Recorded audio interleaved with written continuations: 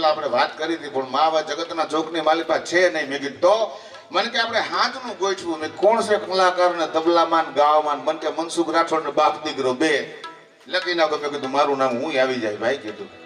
પણ આવવામાં થોડુંક મારે મોડું થયું. જો કે મને કપડાં બદલાવવાનો ટાઈમ નથી આવવા દીધો. પણ એ આપણે શું સમાજ આગળ કોઈ કપડાની જરૂર નથી સાહેબ.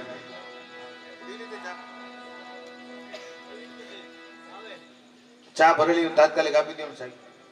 મજા મને કડવી લાગે કાગડા એ મળીને હરીને મા દેદી પરમેર પોસું થયો મળી દેવકી જસોદા તો કાન કેમણો કાગડા અને જનની કરું જોર રાઘવને રહેતું સદા એને માને ન કરી મોરીને પિતાને કાગડા અને જમ જડાફા ખાય જન મોતો નાડું માડી અને સોરની ચિંતા થાય એને કેમ ગુજરીએ કાગડા સાહેબ. માં તો મણીમાં તો ઠીક છે મારી તમારી વચ્ચે. હવે સાહેબ 1-2 મિનિટ મારે કઈ ઉડાડવાનું છે ને ઘડીક મને ફોલો કરી લેજો. જે કાર્યક્રમ માટે આવ્યા છે જે પાત્ર માટે આવ્યા છે ને સાહેબ આપણે એને ન્યાય આપી દઈએ. 1-2 મિનિટ. 5 દીકરીઓ અને 3 દીકરા સાહેબ. મણીમાનો સુરગાસીઓને તો કદાચ 4-5 થયા છે પણ વર્ષ પહેલા કે 2 વર્ષ પહેલા એમની વચ્ચેથી એનો જે છાંયો સાહેબ પિતાનો છાંયો છે. આપણે માને યાદ કરી લઈએ અને હારે હારે બાપાને પણ આપણે યાદ કરી લઈએ. બે શબ્દોમાં બહુ વધારે નહીં. પછી મારે અંકિતભાઈ રાઠોડને મારે રજૂ કરવા છે. બાપ તો બાપ છે સાહેબ.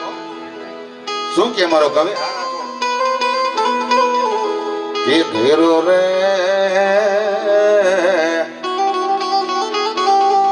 એ વડલો ને ફેરી છાયડી રહેલો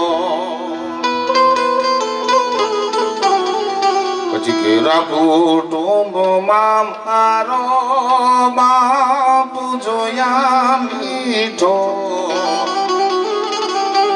એ છાયો છે મારા બાપનો રેલો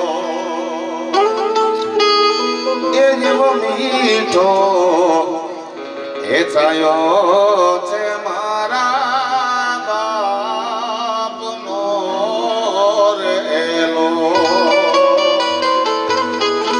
સાહેબ બીજી વાત આ હોય ને તો ઉડાડજો પડે. 2 મિનિટ હું બોલું ને વાતું ઓછી રાખજો સાહેબ. આ જગતના ચોકની માલિકા સાહેબ તમે રામાપીરનું ભજન ગાઓ લધુભાઈ. આ જગતની ચોકની માલિકા તમે રામાપીરનું ભજન ગાઓ ને સાહેબ તો રામાપીરના ભગત હોય ને ભજન એને અસર કરે. એનાથી આગળ તમે ત્રિકમ સાહેબનું ભજન ગાઓ તો ત્રિકમ સાહેબના જે સેવકો છે ને સાહેબ ભજન એને અસર કરે. કડિયા ઠાકરને તમે યાદ કરો તો એને માનતા નહીં ભજન એને અસર કરે. પણ જગતના ચોકની માલિકા 2 ભજન 2 ગીત એવા છે સાહેબ